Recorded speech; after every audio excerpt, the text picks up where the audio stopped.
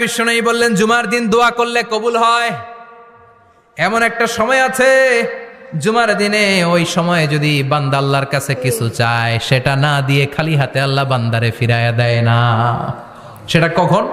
অনেক ইখতিলাফ আছে। বেশিরভাগ মুহাদ্দিসিন বলেছেন জুমার দিন আসরের নামাজের পর থেকে মাগরিবের আগ পর্যন্ত, বিশেষ করে মাগরিবের আগের আধা ঘন্টা, এই সময় আল্লাহর কাছে বান্দা যদি কিছু চায়, এই দোয়া আল্লাহ ফিরিয়ে দেয় না। এই 15টা সুন্নাত কালকে আমল করা যাবে তো?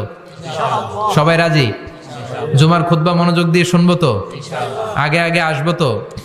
দোকানপাট বন্ধ করে জুমার নামাজের ভাবমূর্তি রক্ষা করব তো? খতিব সাহেব যারা আছেন, জুমার আলোচনাটাকে আরো কনস্ট্রাকটিভ ওয়েতে নেন। সব বন্ধ হবে, জুমা বন্ধ হবে। তাফসির মাহফিলে 144 ধারা আছে না নাই? জুমার মাহফিলে আছে?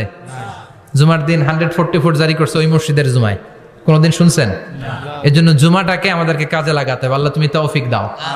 আরো জোরে পারেন আমিন।